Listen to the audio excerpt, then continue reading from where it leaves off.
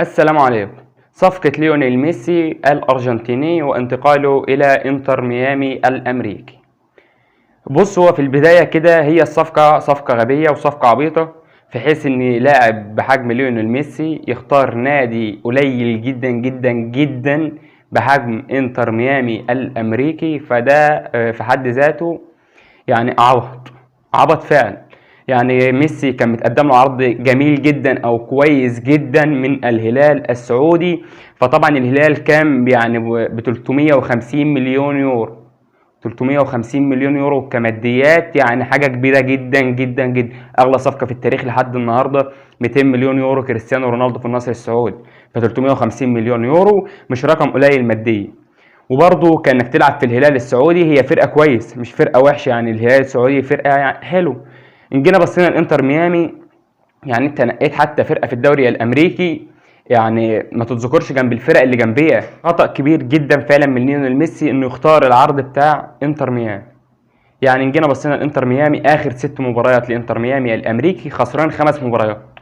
يعني هو اخر 6 مباريات هو خسران 5 مباريات منهم، فالماتش حتى مش فايز، هو متعادل الماتش كمان. نجيب بصيت لاخر 16 مباراه للفريق بتاع انتر ميامي في الدوري، هتلاقي اخر 16 مباراه مهزوم منهم 11 مباراه، والاربع التانيين 3 تعادل وواحده فوز.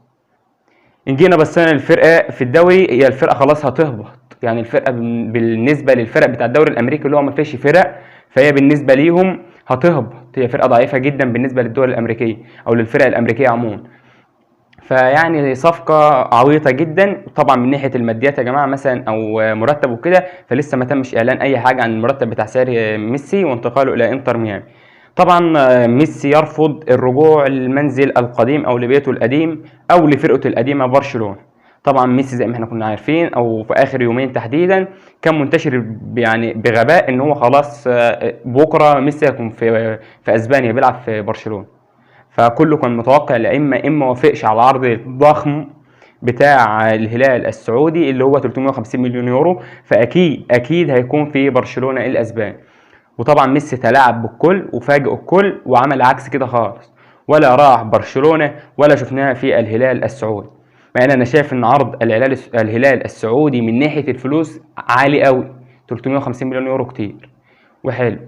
وبالنسبه برضه لمكانه الهلال السعودي، برضه فرقه محترمه وفرقه مشهوره وفرقه يعني حلو، يعني بتلاقيها يعني على الاقل هتكون في اول الدوري دايما يعني. عكس طبعا انتر ميامي زي ما بنقول، هي هتلاقيها تقريبا المركز قبل الاخير في الدوري الامريكي. وطبعا لو رجع لبرشلونه من ناحيه الماديات ما تكونش احلى من الهلال السعودي، لان استحاله تديله اكتر حتى من 200 مليون يورو، ما كانش هيديله اكتر من 200 مليون يورو. بس على الاقل جينا بصينا لمكانه برشلونه فرقه هزم ريال مدريد الموسم ده جوز مرات، وواخده واخده دوري الدوري الاسباني، وواخده بطولات كتيره الموسم ده ومكسر الدنيا. على عكس طبعا انتر ميامي واللي ملهاش اي لازمه في العالم. فانا شايف ورأيي في صفقه ميسي انها هتكون من افشل الصفقات اللي هتتم في الانتقالات الصيفيه. بس خلينا برضو نشوف لسه ما نشوف بقى ما يروح باذن الله يلعب في امريكا ونشوف لعبه هناك هيكون عامل ازاي. ما اعتقدش ان هو يتلائم مع اللعيبه هناك، فاعتقد يعني ان هو هي الصفقه بتاعته هتفشل وهيرجع سريعا يعني. بس خلينا برضو نشوف كل حاجه في ايد ميسي دلوقتي، واللي هو اختاره من وجهه نظره. وانا عارف وجهه نظر ميسي ان هو مش عايز يطلع يلعب بره اوروبا مش اكتر. وبس كده، انتوا بقى انزلوا تحت في الكومنتات قلنا رايكم انتوا كمان في الصفقه بتاع ميسي، وهل اللي هو عمله ده صح ولا لا. وبس كده نكون وصلنا لنهايه حلقتنا النهارده. ما تنساش قبل ما اطلع من الفيديو تعمل فيديو بلايك وشير وكومنت وتشترك في القناه وانت مش مشترك وتفعل زر الجرس. وطبعا ده يا جماعه الفيديو اللي هصوره الرابع النهارده، والله ده الرابع اللي نزل على القناه النهارده. فيا ريت تقدروا تعب المونتاج وتعب التصوير وتعب التصميم وتدعمونا. والسلام عليكم ورحمه الله وبركاته.